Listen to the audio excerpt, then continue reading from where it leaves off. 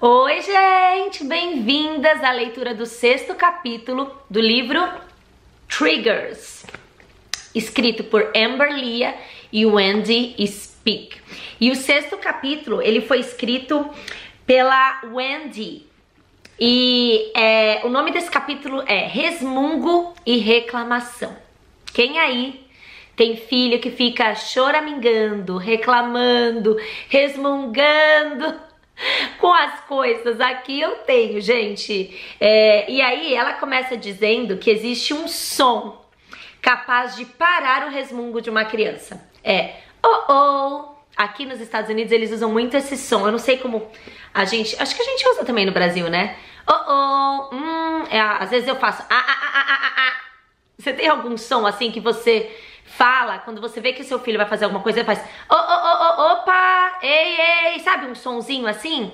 E que o que ela diz? Que esse som, quando faz que ao invés de você dar um sermão, falar não pode, não vai, esse som ele alerta a criança de um possível erro, ou ele alerta a criança de que ela errou. E ela diz que esse som às vezes é melhor do que você ficar fazendo cara feia, do que você ficar gritando com a criança, do que você pregar um sermão na criança. Ela começa falando sobre isso. E aí ela diz que ela leu em algum lugar que nós precisamos dizer 10 palavras positivas para uma criança depois de uma correção. E aí ela fala, eu tenho 3 filhos, você imagina que a cada correção eu tenho que falar 10 palavras positivas para cada um? Para mim é completamente inviável. E o que ela coloca aqui? Que ao invés dela procurar falar 10 palavras positivas a cada correção, né, a cada crítica, ela pegou e jogou fora boa parte das críticas. Então ela diz que esse ajuda o filho dela ao invés dela ficar criticando o filho dela, você fez isso errado, você fez aquilo errado, para trazer o pensamento pro filho dela, para ele falar, opa, tô fazendo alguma coisa de errado? O que eu tô fazendo? O que eu ia fazer? Alertar, ao invés de você ficar acusando e apontando. Eu achei bem bacana. Isso aqui ela traz logo no início do capítulo. Mas ela fala que é muito difícil, né, a gente lidar com a criança que reclama, que resmunga, que choraminga. E eu tenho uma confissão a fazer de tudo que as meninas fazem aqui em casa, né, de desobediência, enfim, de todos os gatilhos que estão aqui. Pra mim, o mais difícil é o resmungo e o choramingo. De ficar, esse pra mim é aquele que vai vindo assim, sabe? Vai subindo, e você fala, eu preciso me controlar. E aí você começa a pedir realmente ajuda pra Deus e pro Espírito Santo. Esse aqui, eu acho que cada uma de vocês vai se identificar com um, né? Mais, esse aqui é o que mais me pega, esse aqui é o que mais me pega. E eu acho que pra mim, pra Aline, o que mais me pega é resmungo e reclamação. Mas aí, a gente lê, Deus confronta e a gente entende de onde vem. Vamos lá? Aí a Wendy fala assim, qual a resposta bíblica que a gente dá para isso pro nosso filho? E ela fala que nós temos que considerar 3 coisas quando o nosso filho reclama e resmunga. Preparada para o confronto? Vamos lá. Ela diz que nós temos que nos comportar bem quando o nosso filho se comporta mal. Então os nossos filhos reclamam e nós reclamamos da reclamação dos nossos filhos. Eu não sei se você já se pegou assim, você reclamando do que eles estão falando, reclamando do que eles estão fazendo. Mas você só reclama, tá vendo? Quando você reclama e você não consegue ser grato e nananã. E a gente começa a resmungar e reclamar pelo que os nossos filhos estão fazendo. E nós nos colocamos num lugar de imaturidade, nós nos colocamos no mesmo nível do nosso filho, quando na verdade na relação de pai e mãe, de pai e filho, desculpa, né, mãe e filho, nós somos os adultos, não eles. Nós somos os maduros, não eles. E aí ela coloca uma frase aqui muito boa que diz assim: resmungar não é um pecado, é um sinal de que eles ainda têm coisas a aprender. Então a gente precisa se colocar no lugar de mestre, de ensinar a criança e não de reclamar junto com ela do que ela tá fazendo. E ela fala aqui, nós somos o modelo. Devemos nos contentar apesar das dificuldades. E aí eu quero trazer algo que Deus falou comigo através dessa frase que ela colocou aqui, né?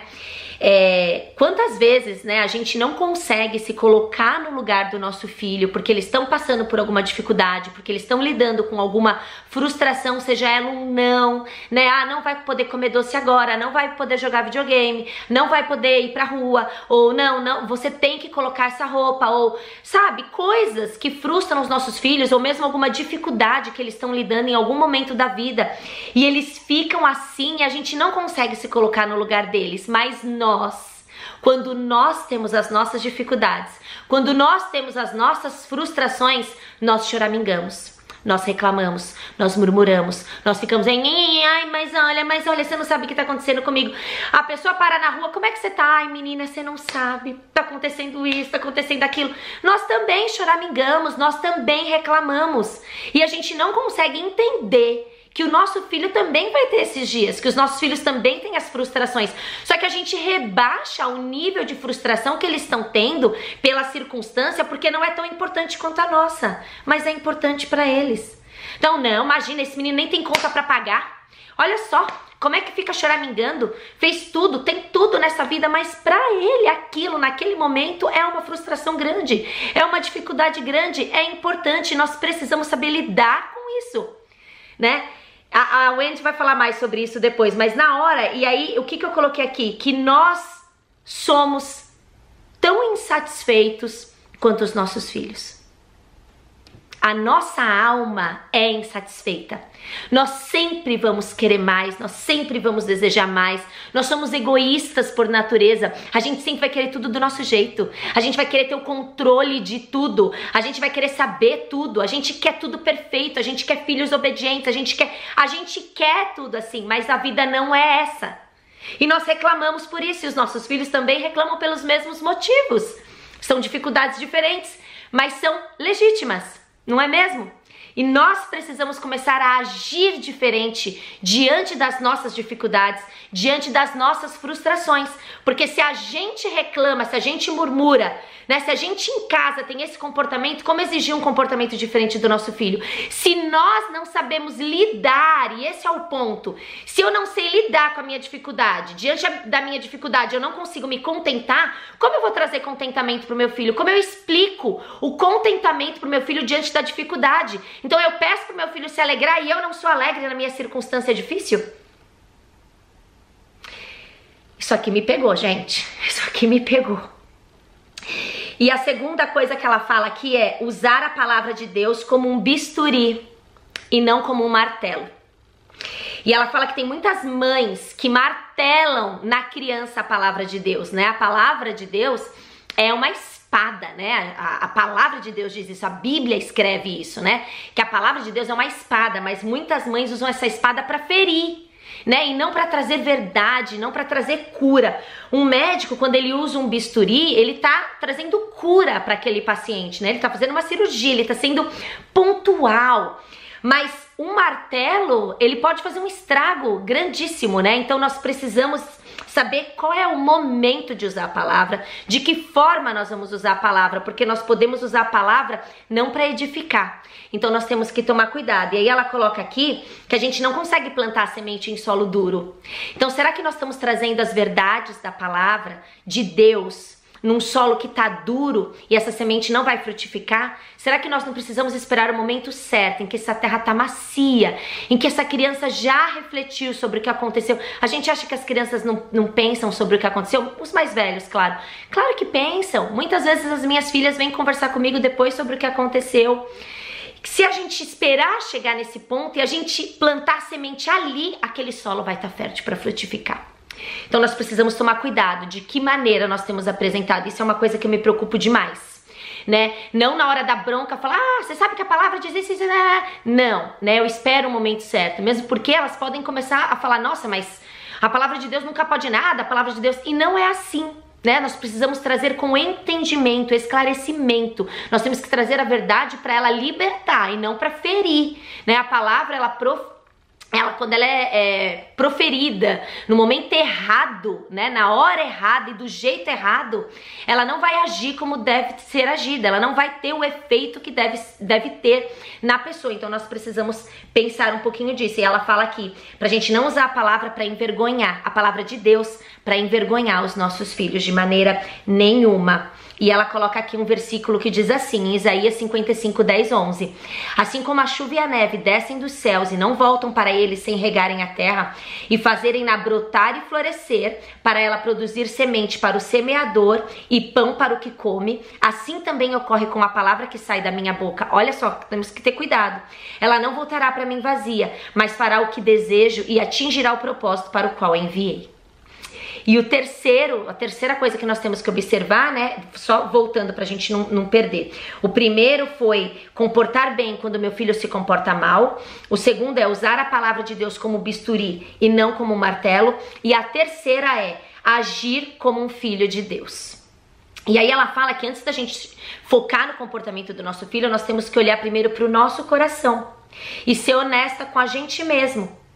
Será que nós, foi aquilo que eu falei, será que nós não temos os mesmos comportamentos muitas vezes dos nossos filhos pequenos? Muitas vezes de uma criança que bate o pé, faz birra, sai com tô bravo, sai, vira a cara. Será que muitas vezes nós não estamos nessa imaturidade e precisamos deixar que Deus traga maturidade para nós? O mesmo que nós esperamos do nosso filho de comportamento, Deus espera de nós. E isso é muito forte. E aí ela diz assim, você aplica a palavra que está em Filipenses 2, 14 e 15, que diz assim, façam tudo sem queixas nem discussões, para que venham a tornar-se puros e irrepreensíveis, filhos de Deus inculpáveis, no meio de uma geração corrompida e depravada. Então, será que a gente tem liberado sobre os nossos filhos nossas frustrações, né, nossas reclamações, as nossas opiniões? Ou será que nós temos usado palavras de vida que edificam o nosso lar, que encorajam os nossos filhos? Né? O que tem saído dos nossos lábios? Será que nós temos conseguido aplicar essa palavra antes de pregar para os nossos filhos? Né? Será que a gente tem controlado a nossa língua? Como que a gente tem ensinado os nossos filhos a se comportar? Como que a gente tem sido exemplo aos nossos filhos na reclamação e no resmungo dentro dos nossos lares? Nós precisamos refletir sobre isso. E a mudança, ela sempre começa em nós. Mesmo no casamento, né? Às vezes a gente quer que o nosso marido mude, mas a mudança sempre começa na gente. A gente gosta de encontrar culpados para o nosso comportamento. Eu agi isso assim com meu filho porque o meu filho agiu dessa maneira, mas nós não podemos reagir. Nós temos que agir. O outro não controla o nosso comportamento. Nós controlamos o nosso comportamento. Nós controlamos como a gente reage. Nós controlamos o que a gente vai falar. E isso faz parte do fruto do Espírito, do domínio próprio e da mansidão. E nós precisamos buscar isso com mais intensidade. Amém? Vamos orar? Senhor, queremos te agradecer por esse capítulo incrível, por mais um confronto, por mais verdades que o Senhor tem trazido sobre nós. O Senhor tem exposto o nosso coração, o Senhor tem mostrado quantas raízes ainda estão dentro de nós, que estão impedindo que a gente cumpra o nosso propósito com mais excelência. Senhor, a gente muitas vezes tem se comportado como as crianças, nós temos resmungado, reclamado, nós temos agido assim com o Senhor, que é o nosso Pai. Então, Senhor, que o Senhor possa nos trazer mais maturidade, para que nós nos tornemos os verdadeiros adultos dentro de casa, pais como o Senhor, que tem sabedoria e discernimento para poder guiar os nossos filhos, que sejamos modelos, Senhor, aqui como diz na palavra em Filipenses, que façamos tudo sem queixas e sem discussões, que seja primeiro em nós, que nós sejamos os primeiros a viver a palavra, e então, sendo esse modelo, nós então podemos começar a cobrar dos nossos filhos, corrigir os nossos filhos e pregar, muitas vezes sem falar, porque quando somos, os nossos filhos nos seguem. Pai, por favor, Senhor, te pedimos, clamamos a Ti por mais sabedoria, por mais conhecimento, por mais sede e fome da tua palavra se revela mais a nós, trazendo transformação, Senhor. Que o teu Espírito tenha liberdade para agir no nosso coração, trazendo arrependimento. Que esse confronto que o Senhor tem nos trazido, que está doendo, que o Senhor possa, Senhor, trazer transformação depois do nosso verdadeiro arrependimento. Em nome de Jesus, amém. Amém, meninas. Até amanhã. Um beijo. Tchau.